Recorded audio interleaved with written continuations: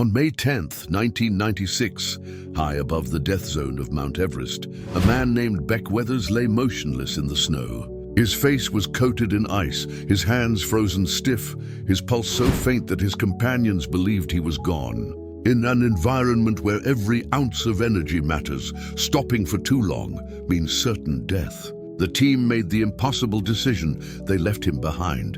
Beck was left for dead on the slopes of the highest mountain in the world. But somehow, this wasn't the end. Against all odds, Beck Weathers would stagger back from the brink of death in what many mountaineers consider one of the most extraordinary survival stories in Everest's history. To understand how he ended up there, abandoned in a storm at nearly 27,000 feet, you have to go back to the beginning of his climb and the choices that led him into the heart of the 1996 Everest disaster. Climbing Everest is rarely a spontaneous decision. For Beck, it was the culmination of years of obsession. Born in Texas in 1946, Beck was a pathologist by trade. To his friends, he was larger than life, outspoken, determined, and stubborn to the core. But behind the bravado, he was also struggling with depression, a burden that weighed on him silently. Mountaineering became his release, a way to channel that darkness into something tangible. Every climb was more than a test of endurance. It was a battle for control of his own mind. By the early 1990s, Beck had thrown himself into high-altitude climbing with relentless passion. He scaled peaks in South America, in the Himalayas, and across the United States. Each success fed into a singular obsession: to stand on the summit of Mount Everest, the ultimate prize for any mountaineer. But Beck faced one very real obstacle that no amount of training could erase: his eyes. Beck had undergone radial keratotomy, a then popular form of eye surgery to correct his vision. The procedure involved tiny cuts in the cornea, reshaping it to focus light more effectively. On flat ground, it worked well enough. But at extreme altitudes, in freezing temperatures, with the cornea swelling unpredictably from reduced oxygen, the surgery could backfire. Climbers with this surgery risked going partially blind above 25,000 feet. Beck knew this. He accepted the risk.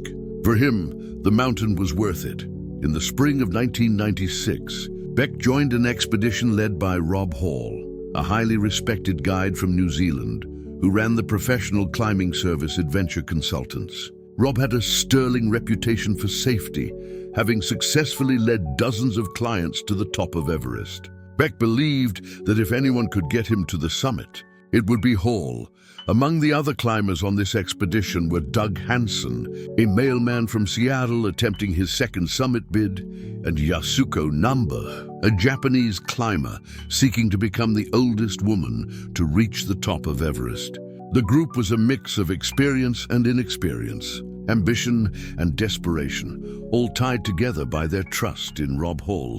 What none of them could foresee was that this season on Everest would spiral into one of the deadliest in history. Over the coming days, poor decisions, miscommunication, and a brutal storm would converge into catastrophe. And at the very center of it all was Beck Weathers, a man whose vision would literally fail him in the most unforgiving place on Earth.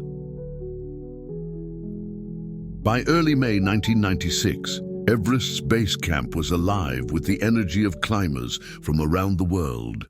Dozens of expeditions from different countries crowded the tents at 17,600 feet, each team hoping to use the short spring weather window to reach the summit. Beck Weathers, with his Adventure Consultants team, had already spent weeks acclimatizing, climbing up and down the mountain, slowly training their bodies to survive in thinner air.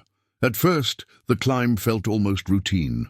The long trek through the Khumbu icefall tested their nerves, but the Sherpas secured ladders across yawning crevasses and fixed ropes up shifting towers of ice. It was terrifying but manageable. Beck, with his Texan grit and booming personality, often joked his way through the climbs, but deep inside he was anxious. At altitude, his vision began to blur. The very thing he had feared was happening. His eyes, weakened by surgery, were betraying him, At times, he could hardly see through the white glare of the snow. But he told no one. For Beck, admitting weakness wasn't an option. The team eventually pushed higher, reaching Camp 3 on the steep wall of the Lhotse face, and then Camp 4, perched on the South Col at nearly 26,000 feet. This was the death zone, where oxygen is so scarce that the human body can no longer acclimatize. Every hour spent here meant damage, cells dying, organs slowly shutting down. Climbers must move quickly in this realm, or they don't move at all. Rob Hall gathered his clients in the thin, freezing air and explained the plan. They would leave late at night, climbing through darkness, so that by daylight they'd be near the top. But there was a rule, one that Hall had repeated many times, the turnaround time. If any climber was not on the summit by 2 p.m., they must turn back, no matter how close they were. Staying longer risked exhaustion, frostbite, or being caught in storms. Beck listened, nodded, but deep down he couldn't imagine turning around so close to the dream he had chased for years. On May 10th, the summit push began. The climbers clipped into fixed ropes, their headlamps glowing like a trail of stars on the dark spine of Everest. Each step was a monumental effort. Lift 1 foot, slam the crampon down, gasp for air, repeat. Their bottled oxygen hissed quietly, feeding them life with every breath. The higher they climbed, the more the world shrank into a tunnel of ice, rock, and pain. But the mountain was already working against them. Delays stacked up as dozens of climbers from multiple expeditions jammed the narrow route. At bottlenecks like the Hillary Step, climbers waited in long lines, burning precious oxygen as the clock ticked past the safe turnaround time. Beck struggled more than most. His eyesight had nearly failed him now, leaving him disoriented and dependent on the climbers around him. At one point, he admitted to Rob Hall that he was effectively blind in the blinding sunlight. Hall, weighing the risk, told Beck to wait on the mountain slope until he returned from guiding other clients. It was a decision that would prove critical.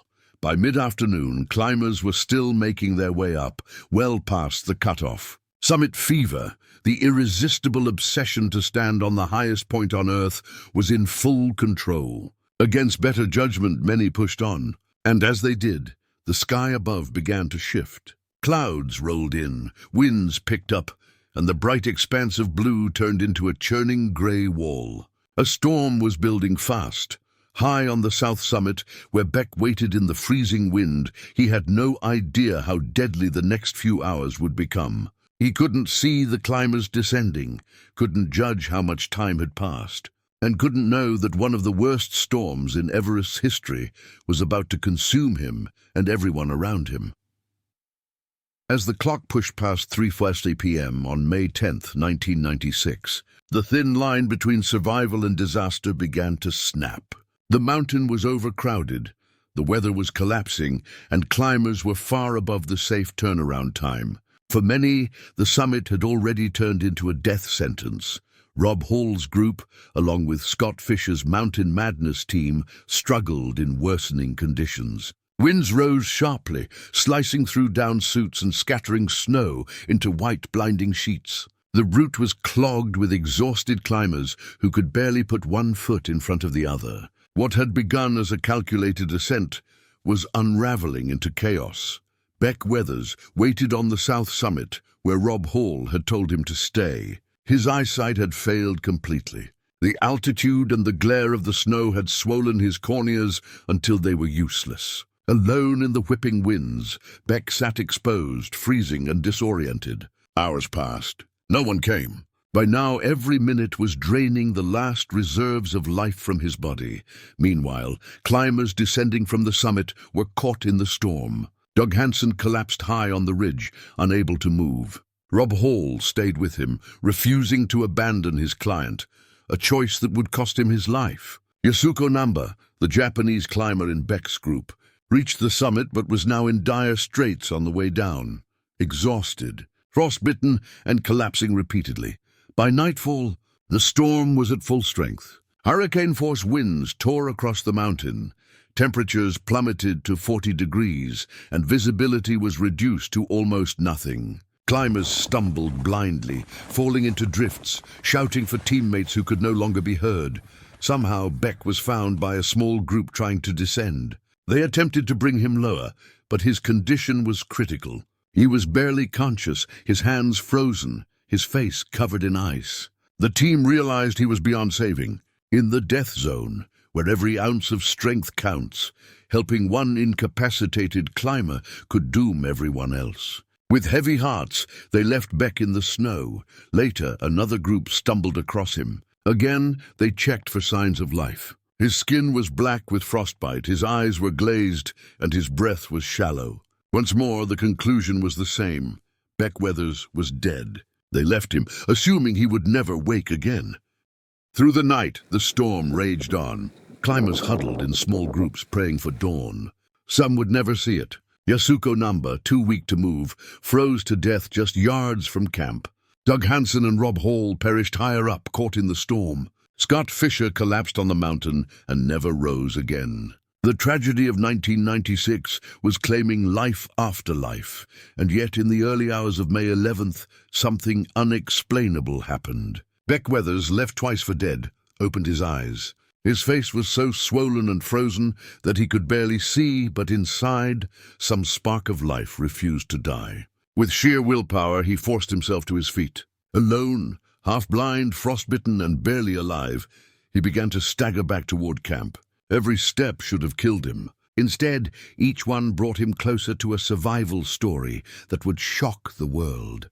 At dawn on May 11th, 1996, the storm had eased slightly, revealing a mountain littered with devastation. Climbers, who had managed to survive the night, stumbled back into Camp 4. Their faces blackened with frostbite, their oxygen bottles empty, their bodies wrecked from the death zone. The camp was silent, except for the sound of wind tearing through the tattered tents. Many climbers were missing. Some were presumed gone forever. Among the lost was Beck Weathers. Word had spread quickly that he had been left behind in the storm, frozen and unresponsive. Twice, different groups had checked him and concluded he was dead. To the survivors in camp, Beck was already a casualty of Everest, but then, impossibly, a shadow moved against the snow. Staggering, swaying, half-blind, a figure appeared on the horizon. It was Beck. He had somehow risen from where he'd been abandoned, his body encased in ice, his right arm frozen stiff against his side. His face was grotesquely swollen, his nose black with frostbite, his cheeks split open by the cold. He was so unrecognizable that for a moment the climbers didn't believe it was him. But as he drew closer, stumbling like a man in a dream, the truth set in. Beck Weathers had walked back from the dead. Those who witnessed his return later described it as one of the most haunting sights they had ever seen on a mountain. Beck's survival defied logic. He had spent nearly a full night exposed in the death zone, in hurricane winds, with no tent, no sleeping bag, and no functioning eyes. No one else in history had endured such conditions and lived. Yet here he was, dragging himself back to camp with the last dregs of his strength. The climbers rushed to pull him inside a tent, though few believed he would last much longer. His hands were frozen solid, his skin waxy and black. His nose was dead tissue, his pulse was faint. But Beck, though barely conscious, refused to let go of life. Again and again, he slipped in and out of delirium, his mind caught between hallucination and reality. In his fog, he thought of his wife, his children, and the life waiting for him beyond Everest. Those thoughts anchored him. For the others in Camp 4, Beck's return was both miraculous and terrifying. They were too weak, too depleted to mount a proper rescue. Some argued he was still beyond saving, that his injuries were too catastrophic. But Beck was not done fighting. He endured the night in camp, wrapped in whatever warmth they could provide. By the next morning, against all odds, he was still alive. Word began to spread down the mountain. A climber who had been abandoned in the storm had somehow survived. Among mountaineers, where death is often swift and final, this was unheard of. Beck's story was already becoming legend, even as he hovered on the razor's edge between life and death. But survival on Everest doesn't end with reaching camp. Beck still faced an impossible descent, with frozen hands, dead tissue across his face, and barely any vision. To make it off the mountain alive, he would need something more than strength. He would need the help of others, and a willpower that refused to break. By May 12th, Beck Weathers was clinging to life inside Camp 4. His injuries were horrific. Both hands were frozen into lifeless claws. His face was black with frostbite, and his body was so ravaged by the cold that every breath seemed like it might be his last. The other survivors were too weak to move him, let alone guide him down the treacherous slopes of Everest. To many, his situation still seemed hopeless. But Beck wasn't finished. When climbers from other expeditions saw that he was still alive, they rallied together. Against their own exhaustion, they began helping him descend, step by agonizing step, down the South Col. It was a nightmare journey. Beck could not grip a rope, could not see properly, and could barely remain on his feet. Every stumble could have sent him plunging thousands of feet into the void. Somehow, supported by teammates and driven by a sheer refusal to surrender, he made it down the slopes. At Camp 2, news of Beck's survival had already reached lower altitudes. Arrangements were made for something that had never been attempted before at that elevation: a helicopter rescue. Normally, helicopters cannot operate safely above 20,000 feet due to the thin air. But pilot Madan Khatri of the Nepalese army volunteered for the mission, flying higher than almost any helicopter rescue in history. Chetri landed precariously on the icy slope near Camp 2 when Beck was carried to the waiting aircraft. His body looked more like that of a corpse than a living man. Frostbite had destroyed nearly all the flesh on his face. His nose was entirely dead, and his right hand was frozen solid. Yet somehow he was still conscious. The helicopter lifted off, carrying Beck down to Kathmandu and into medical care. He had done the impossible. He had survived not only the death zone, but also the most desperate evacuation ever attempted on Everest. The price, however, was immense. Beck would lose his right arm below the elbow, most of the fingers on his left hand, and parts of his face, including his nose, which had to be reconstructed through multiple surgeries. But he was alive, and for Beck Weathers that was enough. In the months that followed, his survival story stunned the world. Newspapers called it miraculous. Mountaineers debated how it had happened, how a man left for dead twice in the death zone could stagger back from the brink. Doctors suggested that his sheer willpower, combined with a dormant survival instinct, had pulled him through. Beck himself credited thoughts of his wife, Peach, and his children. In his words, "I had unfinished business." The 1996 Everest disaster claimed 8 lives, including Rob Hall, Doug Hansen, Yasuko Namba, and Scott Fisher. Their loss left a permanent scar on the mountaineering community. But Beck's survival stood as the lone beacon of hope in an otherwise grim chapter of Everest's history. His story has since been told in books, documentaries, and even the 2015 film Everest. For Beck, the climb was life-changing in ways far beyond the physical. Facing death forced him to confront his depression, his family struggles, and his priorities. In later years, he said that Everest nearly killed him, but it also gave him a second chance at life. Today, Beck Weathers is remembered not just as a survivor of Everest, but as the man who refused to die when everything, the mountain, the storm, even his own body, said it was impossible. His survival remains one of the most extraordinary stories in mountaineering history, a reminder that sometimes the human spirit can endure what nature insists it cannot.